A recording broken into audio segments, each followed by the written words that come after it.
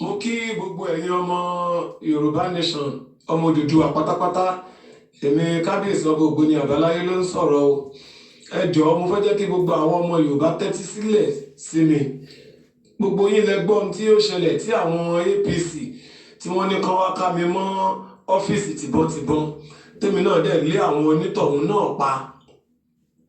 Ṣùgbọ́n nígbà tó di ní ìjọ́ kejì, spíkà Nàìjíríà Ọ̀nàrẹ́bù Gbajabiamila rán yàn wá, mo dẹ̀ ṣàlàyé fún wọn.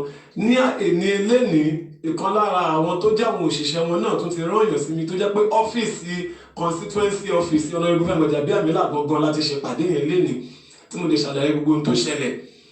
Nígbà tí mo padà sọ́fíìsì mi ní nǹkan bí aago 4, mo wà ń bẹ̀ di aago 9 alẹ́. Mo kó ń bẹ̀ láago 9 alẹ́ ńsìn ni mo gbọ́ pé wọ́n ní wọ́n kó àwọn RRS wá sọ́fíìsì mi rẹpẹtẹ, wọ́n lé ní 50. Kódà wọ́n náà yin ìbọn dákú lẹ́yìn ìgbà tí mo ti kó ń bẹ̀ pé kán wá mú mi. Wọ́n yin ìbọn gidi, wọ́n dẹ̀ ti mú ẹni tó wà lẹ́gbẹ̀ẹ́ ọ́fíìsì mi lọ. Yẹn ni mo ní sọ fún gbogbo ọmọ Yorùbá o, ẹ jẹ́ ká múra kí gbogbo wa máa bọ̀ nílùú Sùúrùlérè o. Mo kí wá o, orúkọ tèmi ò yí padà. Yèyé Dára Kowé ni orúkọ mi. Gbogbo ibikíbi tẹ́ bá wà tẹ́ tí ń gbọ́ mi àbí tẹ́ tí ń wò mí, mo kí yín oríwọ ní burú. Gbogbo ọmọ Yorùbá nation, ẹ̀yin ọmọ ilẹ̀ Yorùbá, ẹ̀yin ìran mi, ṣé ń gbọ́ o. Bí ṣe é dìjà náà rẹ o, bí ṣe é dìjà. Bí ṣe é dìjà náà rẹ o, bí ṣe é dìjà. Honorable Gbajabiamila.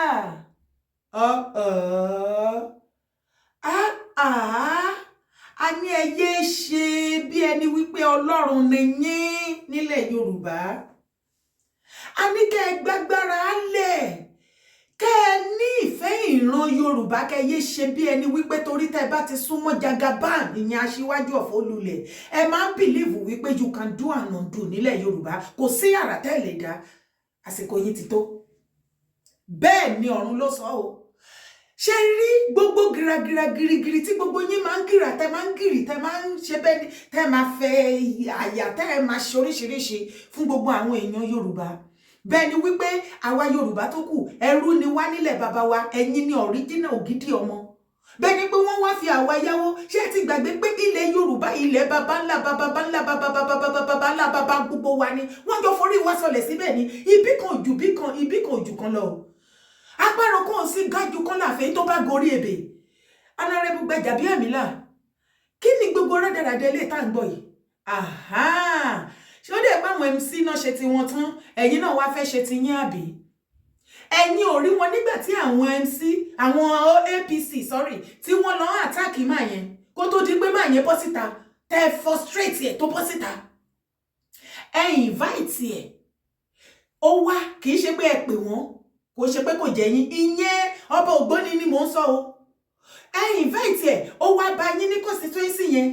Ẹ sọ̀rọ̀ tán, lẹ́yìn ìgbà tẹ́ parí gbogbo ọ̀rọ̀ tẹ́ jọ ṣe tètè ń bẹ̀ tán. Ẹ̀ṣẹ̀ tún wá rán àwọn RRS wípé kán wá attack ẹ̀, kán wá gbé. Fún kí ni ó jèrè? Ṣó pààyàn ni? Ṣó jà yín lólè ni? Torí ẹ kúkú mọ àwọn tó ń jalè, ẹ̀sìn mọ àwọn tó ń pààyàn lọ́sàn gangan. Èwo lẹ ti dá síbẹ̀? Gbajabiamila, ṣé rí, èmi ò wá bẹ̀ yín o.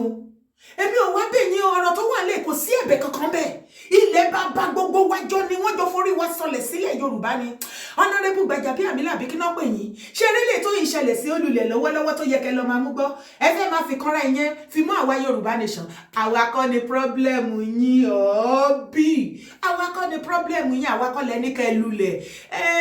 Àwa ti mọ̀ pé tájà yín bá ti forí kómi ẹ̀ padà wálé, ṣùgbọ́n àwa gan ilé gan ti dúró ti kan fún yín báyìí sìn, tẹ́ ẹ̀ bá mọ̀.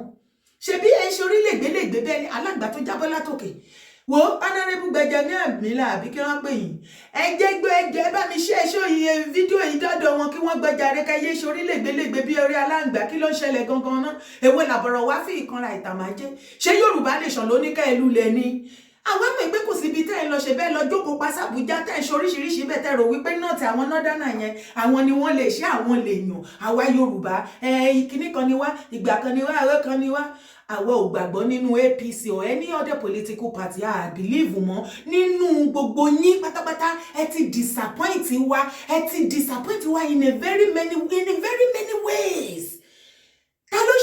but you people ẹ má worry kékeré lè ṣe rí àti wípé kí ni mo ti ẹ̀ ṣe sọ Honorable Gbajabiamila bóyá kí n help yín ẹ jẹ́ tètè lọ tẹ̀sán mọ́ nǹkan tó ń ṣe yín nǹkan náà ti ṣe yín gan abẹ́rẹ́ pé gbogbo ayé ò mọ̀ ẹ lè máa bò ó mọ́lẹ̀ fún àwọn èèyàn nílẹ̀ Yorùbá àwa ti padà mọ̀ pé nǹkan ti jálù yín nǹkan ti ṣe yín ẹ ti fi ń bò má bí aṣọ ó dẹ̀ ń rú èéfín jáde sìn ṣe bí àwọn tẹ́ ẹ lọ sábà ní nọ́ọ̀tì lọ́jọ́ kìíní àná tó gá ẹ Gbajabiamila ìyẹn aṣíwájú ọ̀fọ̀ olùlẹ̀ tó ń kúrú tó ń ga tó ń san ilé yìí ọ̀fẹ́ yìí náà ó ṣe kìíní kan olùlẹ̀ ó ṣe kejì olùlẹ̀ àwa ti mọ̀ pé ó ti sàsọ jáàmù lọ́jọ́ yẹn gíragíra tó ń ṣe nílẹ̀ Yorùbá òun ló rò pé òun máa lọ dánwò ní nọ́ọ̀tì ṣé ẹ ti rí báyìí gíragíra ó ṣe ẹ jẹ́ máa kán gbá níbọn lé kẹ wá jókòó kẹ sí mi àfìgbà tẹ́ ẹ ṣẹ̀sìn pò 9 minutes ẹ wo bó ṣe ń jí ìlú fún yín wọ́n ṣe ń jí ìlú fún yín tó bá ń gbọ́ ìlú ti yí orin ti ṣe ń jì ó bí bàbá Peter sì ṣe máa ń kọ nìyẹn ẹ̀yin èèyàn mi ẹ tí gbọ́ ni ẹ jẹ́ kí n bá yín wá jáde ṣe fẹ́ gbọ́ bàbá Jagaban ti fi àkẹ́kọ̀ọ́ rí báyìí níbi tọ́rọ̀ dé dúró ọ̀rọ̀ yìí àbí mi ọ̀ọ́bì ẹ jẹ́ gbọ́ ó ní kán fóun lọ́rùn sílẹ̀ ẹ̀yin tẹ́tí ẹ̀ ń dúró tẹ̀hún lẹ́yìn ẹ̀yìn ọrùn Gbajabiamila ìwọ́dé wà lára wọn tẹ́kọ̀ọ́ máa kú sí òun létí wọ́n ti fún Tinubu ní fúnkú fún àwọn nọ́dánà wàláhì wọ́n mọ géèmù politics jù yín lẹ́yìn tó jẹ́ pọ́lọ̀ tẹ̀lé ṣe kiri lẹ̀ wọ́n ti fún Jagaban ní fúnkú fún Jagaban tí ń fọ̀fọ̀kúfọ̀ báyìí is a finish ẹni rọ ni ó ti ní Jagaban ti ní kẹfù ń lẹ̀ ó yá jẹ́ àjọgbọ́ o. Will you vote whether there is fuel or not? Oh, go. Money revolution.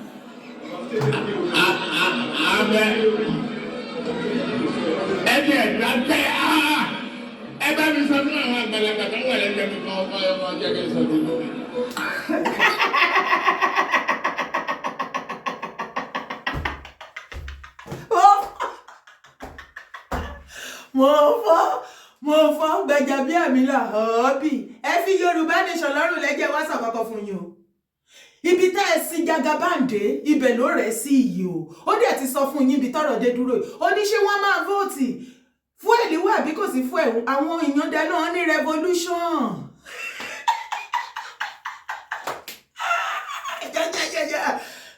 wọ́n ní revolution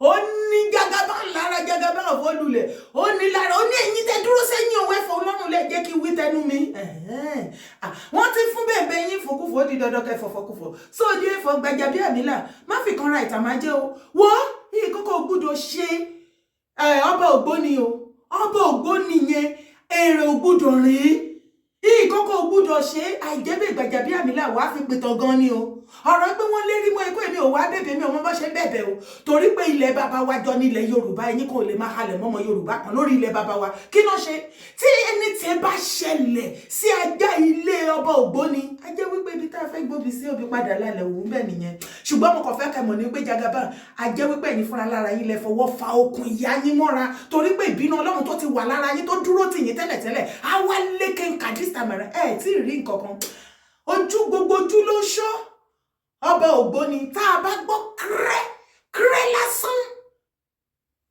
ẹ ti jẹ́ tán lẹ̀ Yorùbá ẹ̀yin tẹ́ ti họ́bó mọ báwọn èèyàn ṣe kan ròyìn sínú ẹ̀yin ìka burúkú yìí APC ẹ máa ṣe gìràgìrà bẹ́ẹ̀ ni pọ́lọ́run ni yín torí pé ti jẹ́ ọmọ Jagaban ẹ wà ní kọ́kọ́ sí Bọ́lá Ahmed Tinubu ẹ máa ṣe bẹ́ẹ̀ ni wípé ẹ̀yin nìkan ní Yorùbá nǹkan tẹ́ bá ti ṣe àṣegbé ni èyí tó máa bí yín this time around ẹ lọ try gbogbo àwọn nǹkan tẹ́ ti ṣe sẹ́yìn ẹ má lọ try this time around ayé ẹ̀yin lọ́wọ́ wò bẹ́ẹ̀ ni mo sọ fún yín tí nǹkan bá ṣe ọba Ògbóni